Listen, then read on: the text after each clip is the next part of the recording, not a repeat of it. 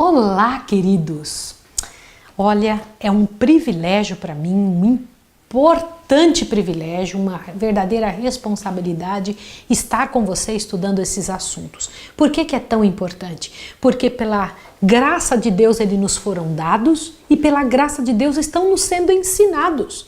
Você e eu podemos saber e entender estas verdades porque Deus as enviou não sem motivo, para que nós pudéssemos estar preparados para os dias finais da história da Terra e entender como é que funciona a salvação para o homem. O que eu vou falar hoje com você é algo muito importante, muito sério e vai fazer uma expansão na sua cabeça. Veja que não somente a repetição, mas a informação sendo expandida é que faz com que a gente compreenda as coisas relacionadas ao reino de Deus. Vou orar com você agora. Santo Deus e amado Pai, nós precisamos de iluminação. Ilumina nossa mente, ilumina nosso entendimento, Senhor, para que possamos compreender as Tuas verdades. E que estas mensagens corram o mundo como folhas de outono, para entender como é que o Senhor age, quais são as informações que o Senhor quer que compreendamos e que estejamos preparados para dar razão da nossa fé para as outras pessoas. Em nome de Jesus. Amém. Você já estudou nos estudos passados comigo que foi Deus que mandou levantar um santuário nessa terra? Então veja, o santuário era dividido em 3 partes. A parte de fora, que era o pátio, e o santuário propriamente dito em 2 partes, lugar santo e lugar santíssimo.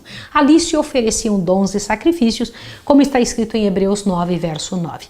Mas eu preciso que você abra a sua Bíblia no livro de Hebreus, vamos lá, para que você e eu possamos entender um pouquinho mais. É importante demais essa parte aí. E tá, e como sempre o pessoal pergunta que livro é esse que eu estou usando, então você precisa ver agora. Todos os estudos eu tenho que responder. Então vamos lá, eu faço isso com muito carinho. É o livro Estudos Bíblicos da Casa Publicadora Brasileira, tá bom? Esse livro é um livro antigo, mas tem 200 estudos diferentes. Então vamos lá. O livro de Hebreus, capítulo 9, contém informação muito interessante. O que havia no primeiro compartimento? Vamos lá, Hebreus 9. Só para você ver que é um assunto que é repetido com uma informação adicional. Hebreus 9, por favor, verso 2, ó. Foi preparado um tabernáculo, na primeira parte estava o candelabro, a mesa de pães asmos e os pães da propiciação, e que se chama o santo lugar. Tá vendo? Você encontrou isso na sua Bíblia. Agora veja, o que havia no segundo compartimento? Hebreus 3 e 4 diz: depois do segundo véu estava o tabernáculo que se chama Santo dos Santos, que tinha o altar de ouro de incenso e a arca da aliança, toda coberta de ouro, no qual estava um vaso de ouro que continha o maná e a vara de Arão que tinha brotado e as 2 tábuas, as tábuas da aliança. Tá claro para você? Avante agora. Por que nome era conhecida a cobertura da arca? Agora vai lá em Êxodo 25, 21. Vai lá em Êxodo, só para que você entenda que foi isso que eu expliquei para você.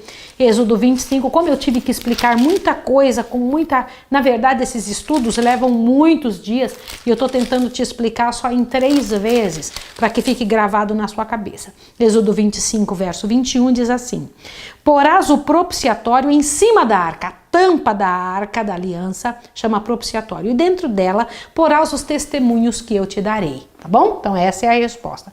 Onde Deus devia encontrar-se com o povo de Israel? Êxodo 25, 22, olha lá. Ali virei a ti de cima do propiciatório, no meio dos 2 querubins que estão sobre a arca do testemunho, falarei contigo acerca de tudo que eu te ordenar para os filhos de Israel. Então, aquilo que eu falei nos 2 estudos passados, agora fica confirmado para você. No entanto, existem algumas outras coisas que você precisa compreender.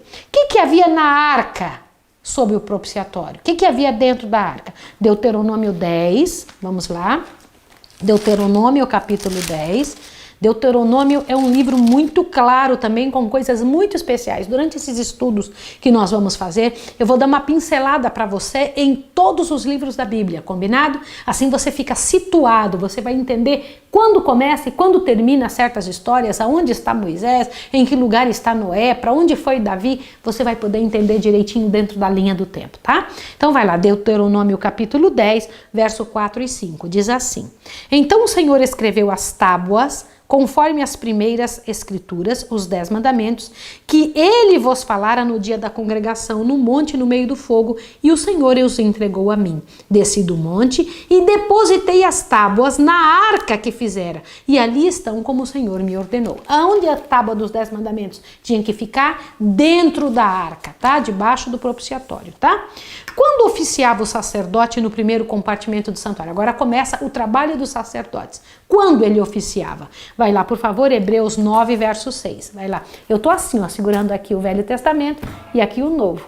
Lembra um pouco aqui, um pouco ali. Aliás, tudo que o Velho Testamento diz se confirma no Novo, tá? Hebreus 9, verso 6 começa explicando quando o sacerdote trabalhava.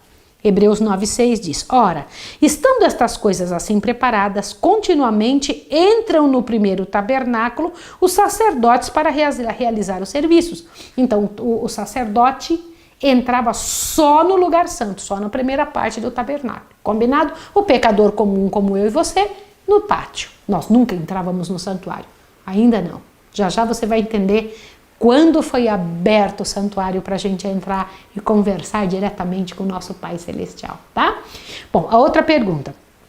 Quem somente entrava no segundo compartimento, no lugar santo dos santos? E quantas vezes e para que fim? Hebreus 9:7. Dá uma olhada. Mas no segundo, só o sumo sacerdote, uma vez no ano, não sem sangue, lembra o sangue dos bodes, que oferece por si mesmo e pelos pecados de ignorância do povo. Combinado? Então você já sabe, no segundo compartimento é o sumo sacerdote, que ele não entrava sem sangue ali, e ele entrava para aquele fim especial só uma vez por ano. Outra pergunta. Que foram instruídos a fazer os pecadores desejosos de perdão? Gente como você e eu, o que eram instruídos a fazer? Vamos lá, Levítico capítulo 4, volta lá no Velho Testamento, Levítico capítulo 4, é muito importante que foi instrução dada por Deus, não foi nada inventado por Moisés. Levítico capítulo 4, verso 27 a 29, olha o que é dito aqui. Se alguém dentre o povo da terra pecar por ignorância, fazendo algumas das coisas que o Senhor ordenou não fizessem, ele se tornou culpado. Olha, até o pecado por ignorância, que a gente não sabia que era pecado, era culpado. Interessante isso. Quando o pecado que cometeu lhe for notificado, então trará por sua oferta uma cabra sem defeito pelo pecado cometido. 29. Porá a mão sobre a cabeça pela oferta do pecado e degolará no lugar do holocausto. Entendeu? Isso eu já te expliquei no material passado, tá? Então, como é que isso acontecia? Tinha que pôr a mão sobre a cabeça, confessar o pecado, isso era um símbolo de que estava passando da pessoa para o outro. Avante. Que se fazia com o sangue da oferta? Levítico 4:30 diz assim: depois o sacerdote com o dedo tomará do sangue da oferta e porá sobre os chifres do altar no holocausto, e o restante do seu sangue derramará à base do altar. Gente, isso aqui é para provar para você que o que eu disse é verdade, é bíblico, não é invenção de adventista, não fomos nós que inventamos isso, isso realmente é assim, isto está aí para ser feito e foi feito para compreender, para nossa compreensão da salvação. Avante. Agora, depois de assim acumular os pecados por espaço de um ano, depois de um ano, que cerimônia se realizava no 10º dia do 7º mês de cada ano? Lembra do dia da expiação? Tá lembrado? Vamos ver agora. Levítico 16, vai lá. Isso é muito importante. São os textos para que você possa explicar para as pessoas e elas não desconfiem, que é tão terrível a desconfiança, é tão terrível a falta de certeza, né? Então tudo tem que ser muito bíblico. Levítico 16, 29 e 30 diz assim. Olha o Levítico 16, 29 e 30 diz: isso vos será por estatuto perpétuo. No 7º mês, ao 10 do mês, afligireis as vossas almas e nenhuma obra fareis. Lembra que era um dos sábados? Olha lá, que nem o natural, nem o estrangeiro que se peregrina entre vós, porque neste dia far-se-á expiação por vós, para serdes purificados. Diante do Senhor sereis purificados de todos os vossos pecados. Então era dia da expiação, era a purificação total de todos os pecados. Mas como seria purificado o santuário? Lembra que eu comentei que tinha dia de limpeza do santuário?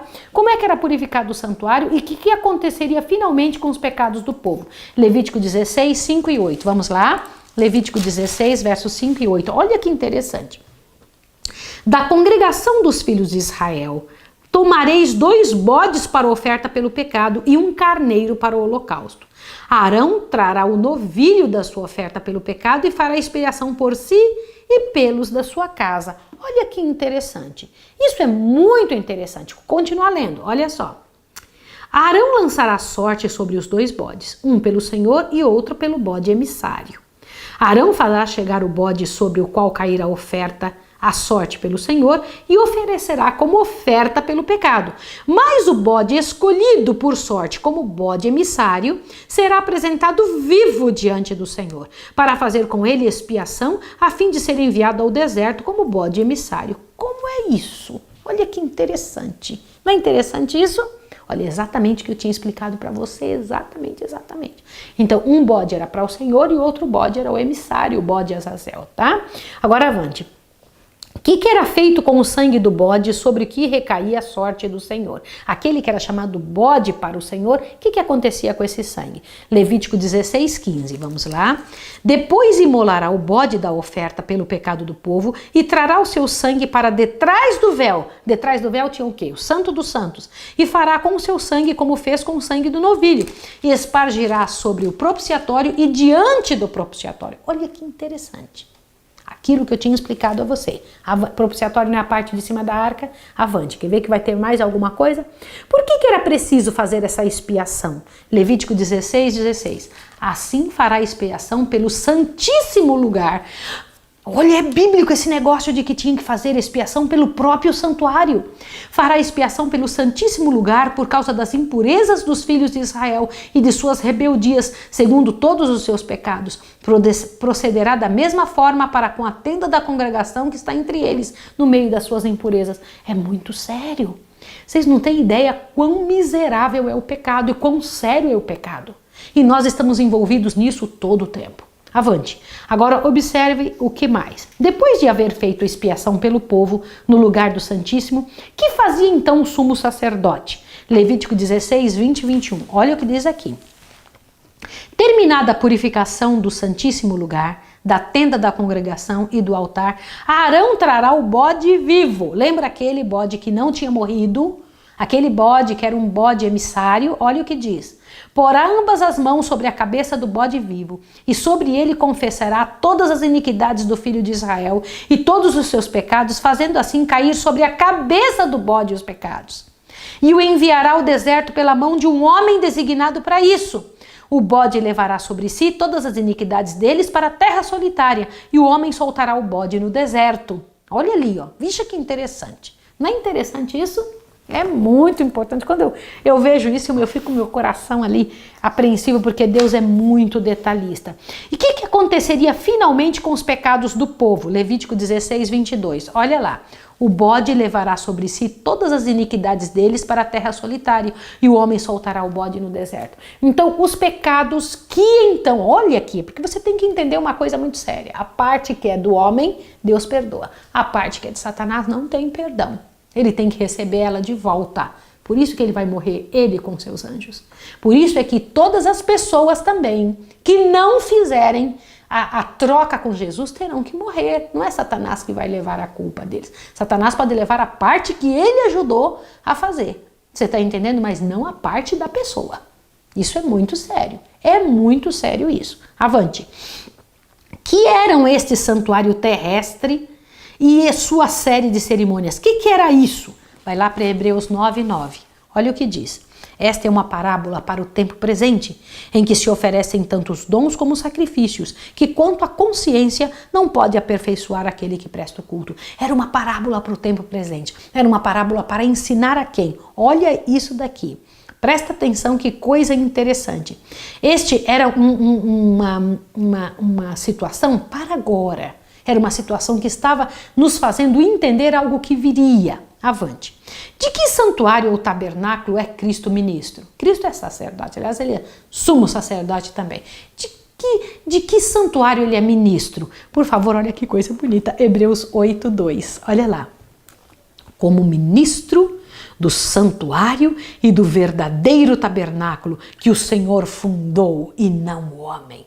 Uau! Então existe um santuário que Deus fundou, não o homem, e que Cristo é então o sacerdote ali. Quando nós oramos para o céu, estas nossas orações vão para o lugar aonde Jesus está por nós, para fazer expiação por nós diante do Pai.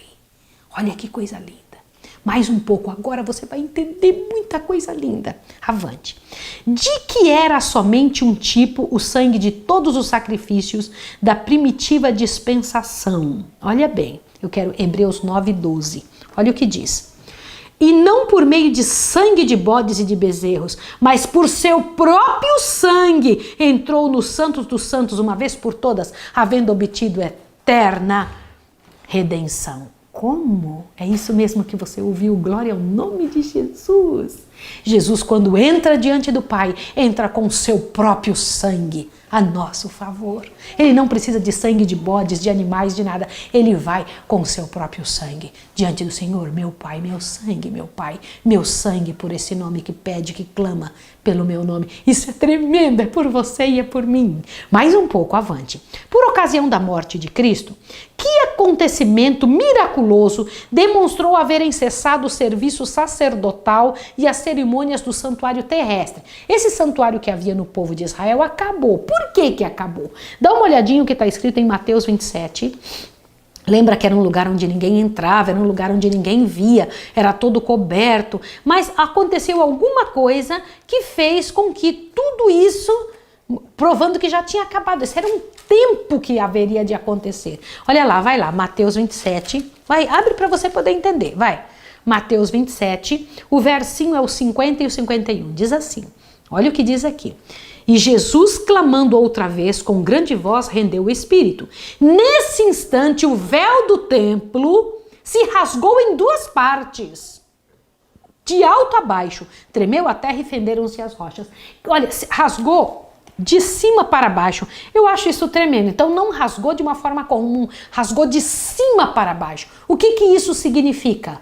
Não foi feito por mãos humanas. Não foi rasgado, porque esse véu era imenso, era muito alto. Isso você precisa entender. Agora, imagine que coisa tremenda.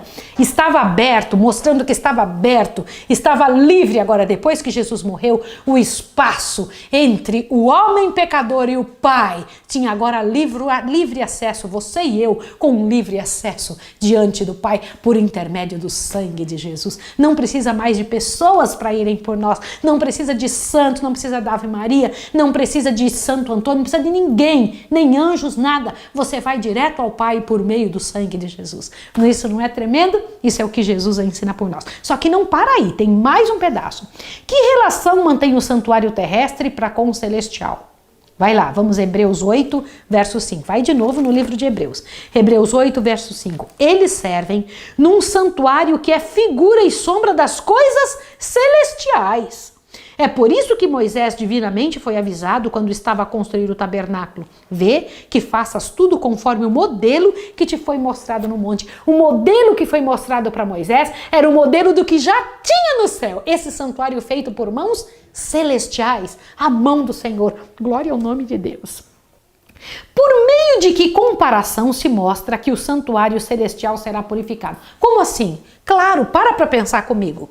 Quando você e eu oramos ao Senhor e lançamos as nossas orações diante de Deus, falamos, Pai Santo, eu te peço perdão pelos meus pecados. Você se lembra que existem livros de registros no céu? Aquela cortina que separava um lugar do outro, onde ficava aspergido ali o sangue que continha a confissão da pessoa, é um símbolo dos livros do céu. Estes livros do céu, onde é registrado o que fazemos, são estes livros que são abertos no céu para ver quem somos e quem não somos. Você sabia disso? Ah, não sabia? Então abre correndo Apocalipse, dá uma olhadinha, que existem livros no céu, Apocalipse capítulo 20. Presta atenção que você vai ver agora, muito sério, para você entender o que acontece lá. Apocalipse 20, abriu?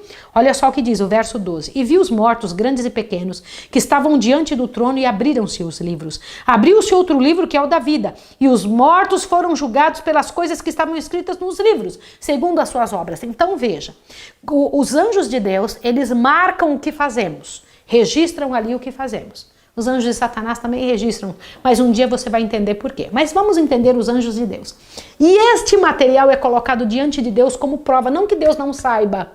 O Senhor Deus sabe, mas isso é para que os anjos de todos os tempos, que todos os seres dos mundos não caídos, para que todas as criaturas de Deus entendam que houve um registro, mas também o Pai vai abrindo os livros, e ao abrir os livros, ele vê, esse pecado foi cometido, mas também foi pedido perdão.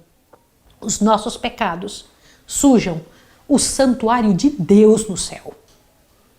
Eu sei que você pode estar achando isso uma grandíssima surpresa, mas é verdade. Quando um pecado nosso é levado diante de Deus, você não tem ideia quanto o pecado é sério. Quando é levado um pecado diante de Deus, você sabe o que acontece? Esse pecado, assim como no santuário terrestre, era preciso limpar, o do céu também. Mas aonde está escrito isso na Bíblia? Você vai ver agora, essa é a pergunta. Dá uma olhadinha, Hebreus 9:23, dá uma olhada aqui. Era necessário, portanto, que as figuras das coisas que estão no céu se purificassem com tais sacrifícios, mas as próprias coisas celestes com sacrifícios superiores a esses. Então as coisas celestes também precisam ser purificadas? Sim, sim. Eu vou precisar te explicar uma coisa. Não é só aqui o seu coração e o meu que precisa de purificação. O pecado que manchou o céu também precisa ser purificado. O santuário de Deus precisa ser purificado. A purificação do santuário celeste. Olha outra pergunta. Ao terminar Cristo a sua obra mediadora no santuário celestial, que decreto será expedido? Um dia Jesus vai dizer basta. Quando ele disser isso, quando esse momento chegar, o que ele vai dizer? Apocalipse 22:11. Dá uma olhadinha no livro de Apocalipse, quando você começar a estudar comigo, você vai ficar muito impressionado. Quanta coisa vai se abrir na sua cabeça. Apocalipse 22:11 diz assim: quem é injusto, faça injustiça ainda. Quem está sujo, suje-se ainda. Quem é justo, faça justiça ainda. E quem é santo, santifique-se ainda mais. Olhe bem o que eu preciso te explicar. O Senhor Jesus está agora diante do Pai, lá no santuário celestial, como o sumo sacerdote estava aqui na terra diante de Deus. E o sumo sacerdote estava aqui fazendo esse trabalho de intermediação. Jesus é o nosso intermediário no céu. É o único que pode fazer isso, porque ele vai com seu próprio sangue, entendeu? Nenhum outro ser é capaz de ir na presença de Deus, porque não tem seu próprio sacrifício para ofertar. Sacrifício de homens não serve, tem que ser o sacrifício de Jesus, que é o único que faz diferença para mim e para você. E então, quando Jesus se apresenta diante do Pai, olha aqui o que você precisa entender. Isso daqui é uma parte importantíssima. Ele vai passando nome por nome, pecado cometido, e ali está o pedido de perdão. Ele, perdoado, Pai. Porque toda vez que nós pedimos perdão ao Pai em nome de Jesus. E em nome de Jesus é riscado aquele pecado lá do nosso livro e são apagados os pecados dali. Agora, se existem pessoas que não fazem isso, vai chegar a hora que Jesus vai dizer basta, já passou o tempo, já chegou a hora de terminar com o pecado. Então quem não se preparou vai continuar como injusto, por isso ele disse, acabou o tempo, de agora em diante quem é injusto continue injusto, quem é justo continue na prática da justiça. Compreendeu? Avante, próxima pergunta. Que acontecimento está diretamente ligado ao apagamento do pecado e ao final refrigério da presença de Deus? Olha que interessante, Atos 3, 19-21. Eu acho estas perguntas, eu sei que muitos desses textos você nunca tinha feito correlação entre eles. Vai em Atos 3, dá uma observadinha que eu vou fazer de novo a pergunta para você entender a resposta. Atos 3, por favor, abra sua Bíblia no livro de Atos, capítulo 3. Vamos lá. Agora, observe que coisa, a pergunta é esta daqui, olhe bem. Que acontecimento está diretamente ligado ao apagamento do pecado e ao final refrigério na presença de Deus? Olha que coisa linda. Atos 3, 19-21. Está escrito assim. Atos 3, 19-21 diz assim: arrependei-vos, pois, e convertei-vos, para que sejam apagados os vossos pecados, e venham assim os tempos de refrigério pela presença do Senhor. E ele envia Jesus Cristo, que já dantes foi pregado.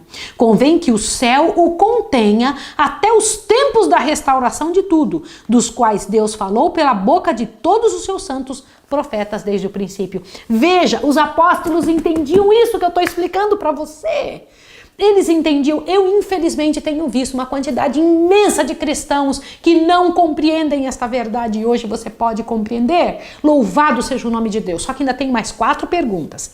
De conformidade com a visão do juízo apresentado a Daniel, que deverá ser dado a Cristo enquanto ele ainda estiver perante o Pai. Enquanto ele estiver perante o Pai vai dar algo para Jesus. O que é? Daniel 7, vai lá. Gente, eu tô doida para estudar com vocês o livro de Daniel e nós vamos estudar. Nós vamos estudar juntos, nós vamos ver juntos. Você vai ver que nunca mais ninguém vai te enganar. Olha, o que é que o Pai vai dar para Jesus quando ainda Jesus estiver na presença dele, antes de vir buscar os servos dele na terra, aqueles que seguiram a ele na terra. Daniel 7, dá uma olhadinha. O verso, olha lá, Daniel 7, verso 13 e 14, olha o que diz. Eu estava olhando nas minhas visões da noite e vi que vinha nas nuvens dos céus um como filho do homem. Ele se dirigiu ao ancião de dias. O ancião de dias é o nosso Pai, o Pai de Jesus. E o fizeram chegar até ele. Essa vinda aqui não é vinda de Jesus na terra. É quando Jesus é levado diante do Pai. Olha que coisa linda. E então o fizeram chegar até ele. Agora veja que lindo. Foi-lhe dado o quê? O domínio, a honra, o reino, e todos os povos e nações e língua adoraram. O seu domínio é um domínio eterno que não passará, e o seu reino é o único que não será destruído. O que foi dado então a Jesus? Todos os reinos da terra, tudo que existe, todos os reinos e todos os lugares foram dados a Jesus. O Pai deu isso antes de Jesus vir aqui nos buscar. Compreende isso?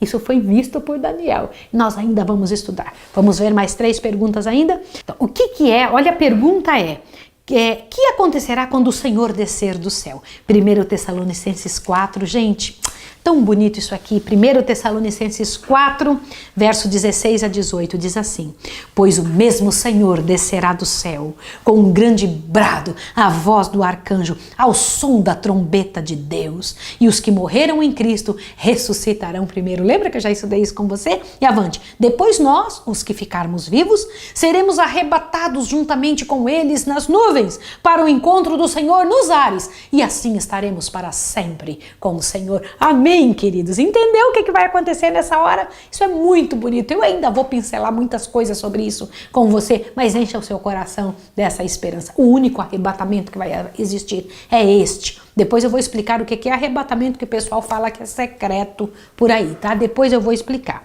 A outra pergunta: que declaração feita logo após a proclamação mencionada em Apocalipse 22:11 indica que a obra do juízo estiver em andamento antes de Cristo vir?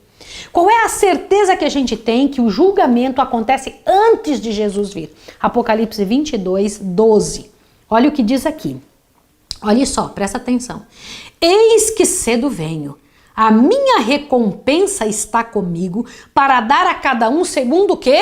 A sua obra. Peraí. Então Jesus, quando vier, vai vir já para dar a recompensa. Entendeu? Não é que quando ele vier, ele ainda vai fazer um julgamento. Ele já vai vir porque já julgou. Então, quando esse julgamento está acontecendo? Agora no céu. E você vai entender isso comigo no livro de Daniel e de Apocalipse, tá?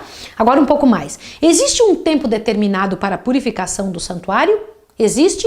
Sim, existe um tempo, um prazo para purificar o santuário do céu. E enquanto isso, Jesus vai purificar este santuário. Nós somos o santuário de Deus agora. Não existe mais santuário na terra. O santuário agora é o nosso corpo. O Senhor tem que purificar isso aqui também. Deus não vai levar pessoas impuras para o céu. Ele tem que purificar isso com o sangue de Jesus. Mas veja, por quanto tempo duraria? Dá uma olhadinha aqui, por favor. Existe um tempo determinado para a purificação do santuário? Daniel 8:17. Vamos lá? Vai lá no livro de Daniel de novo, que eu sei que você está com muita vontade de estudar o livro de Daniel e eu também quero estudar com você. Vamos lá. Daniel 8, verso 17, diz assim, ó. Olha, presta atenção.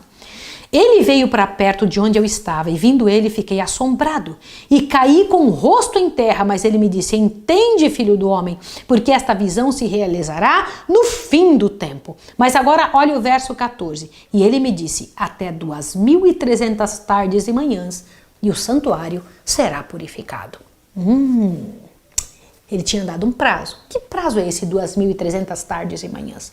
Que tempo é este? Já já você vai entender. Eu tô só dando assim um gostinho na sua boca para você querer estudar mais. Quando entrarmos no livro de Daniel, sua visão vai fazer isso aqui, ó. Por isso que o diabo não quer que a gente estude profecias. O desejo do diabo é que você e eu não entendamos. Por isso que o pessoal diz que quem estuda profecias fica doido, quem estuda o Apocalipse fica ruim da cabeça, ficam inventando um monte de coisa que não é verdade. E você tem que estudar porque ali te dá toda a visão clara. texto após texto, sem usar mais nada, só os textos da Bíblia. Como é possível saber-se que isso não se refere ao santuário terrestre? Esse 2.300 tardes de manhã o santuário será purificado. Como é que a gente sabe que isso não se refere ao santuário da terra? Dá uma olhadinha, por favor, Daniel 8:17. Vamos lá?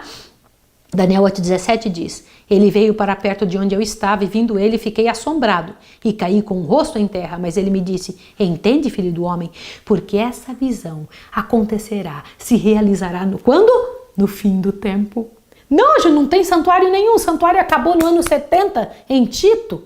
Terminou o santuário ali. Que santuário seria esse, se não é o da terra? O próprio Hebreus diz que era um santuário no céu. Agora eu preciso te mostrar isso em Hebreus, vai lá. Vamos lá em Hebreus, volta lá no livro de Hebreus, que o último texto está lá. E eu quero que encha seu coração, para que você, pela graça e poder de Jesus, possa ficar com a mente clara, com a certeza disso. Hebreus, capítulo 9. E eu vou ler o último texto com você, depois eu vou orar por você. Vamos lá, Hebreus 9, verso 23 em diante. Era necessário, portanto, que as figuras das coisas que estão no céu se purificassem com tais sacrifícios, mas as próprias coisas celestiais com sacrifícios superiores a estes. 24 agora. Pois Cristo não entrou em santuário feito por mãos, figura do verdadeiro, porém no mesmo céu, para comparecer agora por nós diante de Deus. Santuário do céu. Era este santuário que seria purificado. E nós vamos entender melhor sobre isso. Eu quero que você fique em oração. Fique em oração. Precisamos estudar o livro de Daniel e Apocalipse dentro desses estudos para que possamos ter uma visão completa e você se torne um missionário explicador da mensagem de Deus, um professor das mensagens celestes. Vou orar com você agora. Senhor Deus dos exércitos, obrigada por limpar o santuário do céu, porque eu sei que um dia nenhum pecado restará na terra nem no céu em canto nenhum. E também, Senhor, porque eu sei que o Senhor, enquanto faz esse trabalho no céu, de purificação do santuário de lá, retirando de lá todos os pecados, fazendo esse juízo, o Senhor também está limpando o santuário da terra, que agora sou eu. Como disse em tua palavra, vós sois santuário do Espírito Santo. Imploro a ti que o Senhor faça o trabalho que precisa ser feito em mim e nessa pessoa que está ouvindo, em nome de Jesus. Amém. Que Deus abençoe você e até o próximo estudo.